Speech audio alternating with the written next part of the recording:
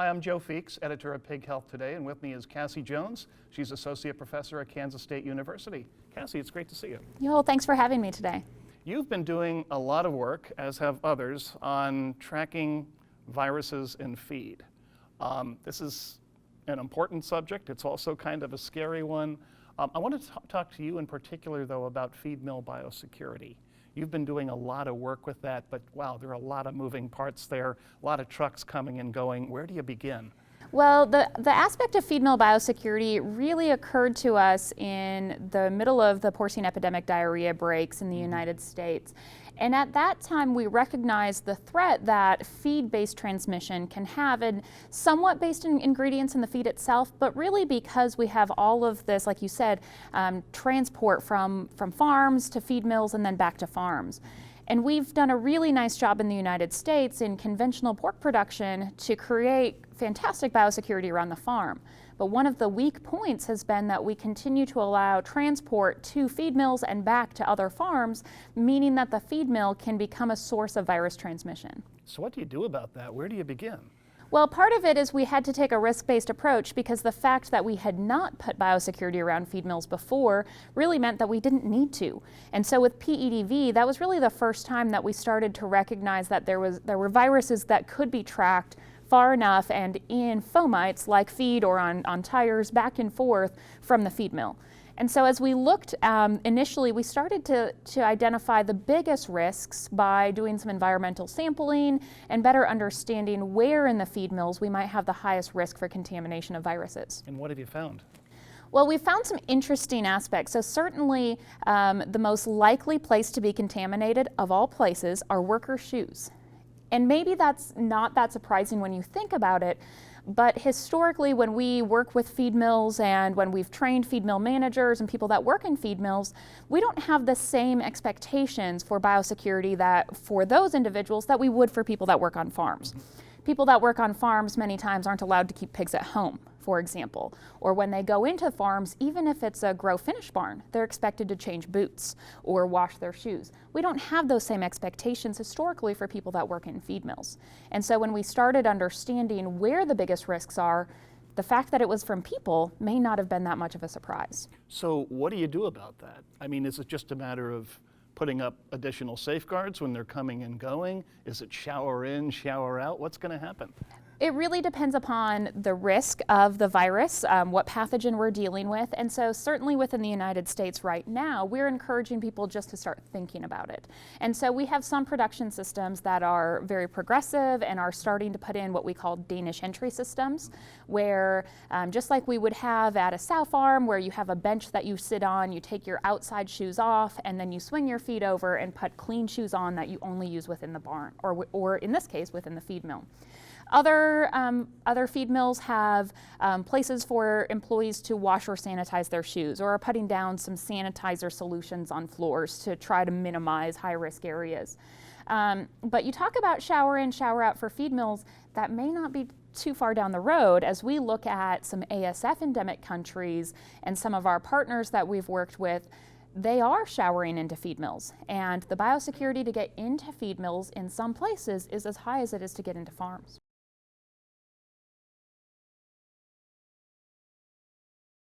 We shared a recent example from our own farm at Kansas State University. Certainly not with ASF, but we actually had our first break with porcine epidemic diarrhea virus at our home farm.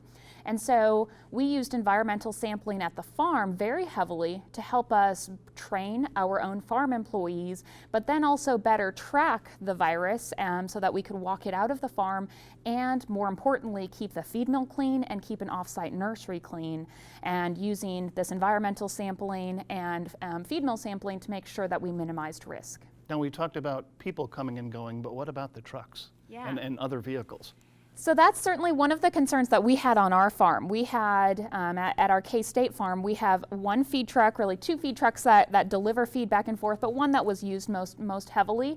And it frequently, 2, 3, 10 times a week, depending upon what was going on, would make its way from the feed mill to the swine farm and back, but then it also went to other farms. And so we were trying to make sure that the feed mill was not contaminated. That we know is a really big risk because once a virus gets into a feed mill, it's really hard hard to decontaminate it. We've done some of that research, and so we wanted to make sure that we kept the feed mill clean.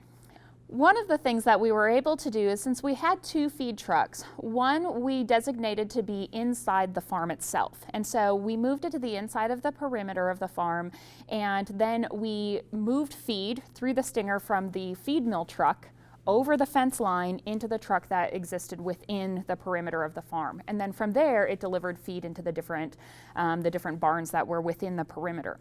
And so then we used environmental sampling to make sure that the feed mill truck that went back to the feed mill did not get contaminated during that time.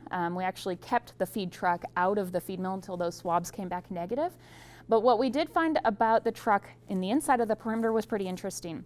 That again, it's not necessarily the feed or the ingredients that were really a risk or a reservoir fomite for the disease, but it was the truck itself, the tires, the pedals, the foot pedals, and the step that employees were using to get into the truck and out that became the biggest risk for carrying PEDV.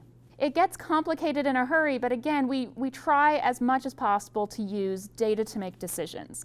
And so what we've done at ksuswine.org is posted a number of feed safety resources, such as how to do environmental sampling, and how to even interpret environmental sampling, how to do biosecurity audits for feed mills, and we have a biosecurity checklist for feed mills, so that hopefully as we help feed mills and help feed facilities and farms better understand what their risk is, that they can make more data-based decisions that are risk-based so that they're tackling the highest priority items. Now, we've talked about the feed mill at K-State and we've talked about commercial feed mills, but what about on-farm feed mills where they're making feed and distributing it to maybe their contract growers or to just other farms that they own? That's got to be an accident waiting to happen. It is certainly a higher risk activity, and so in that case, we take a lot of emphasis and put it around contaminated farms and trying to prevent transmission to other barns. And I would just emphasize to the veterinarians and to the producers that are dealing with a disease incident within one of their farms to put that same biosecurity emphasis around their feed mill, understanding that it can also be a risk for disease transmission.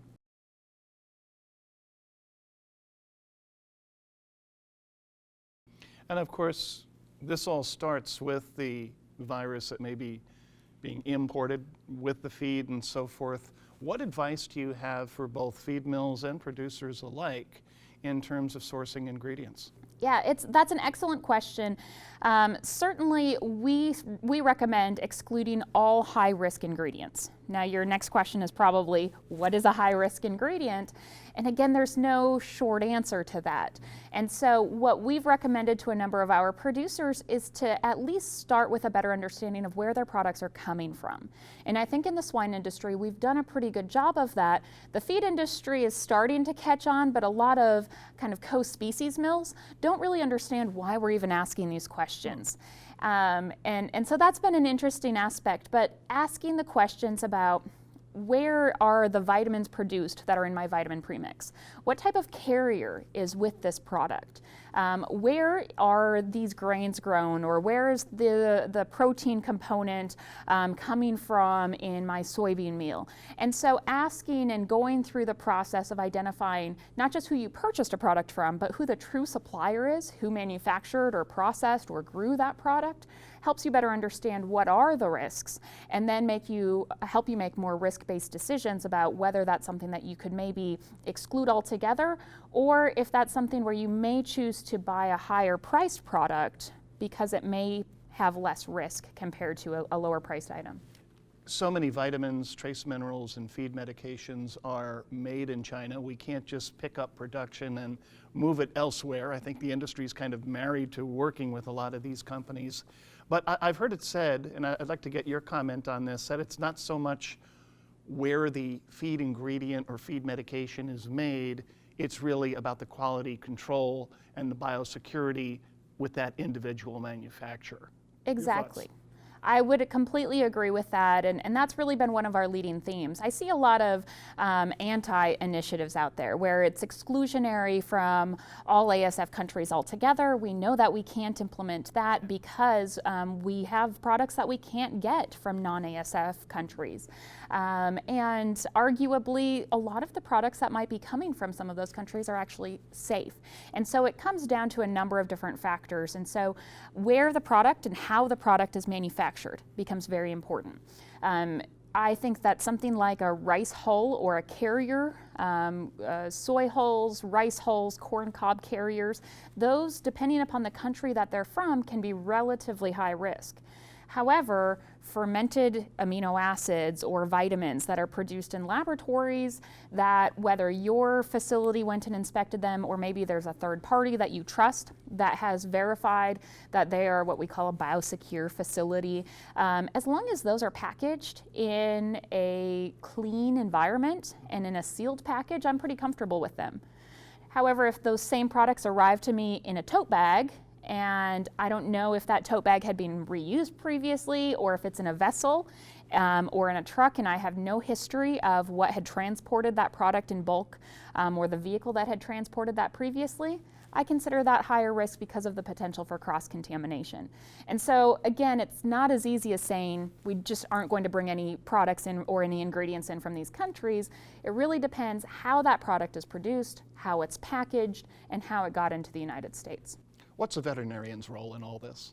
The veterinarian has a really important role in coordination with the feed mill, the nutritionist, and other players within the production system. Sometimes we forget about that dialogue that needs to continuously happen. But where I've seen issues in the past is that maybe the veterinarian and even in many cases the nutritionist are aligned about what are higher risk and lower risk factors, but then we have a procurement program that they're incentivized to buy the lowest cost ingredients.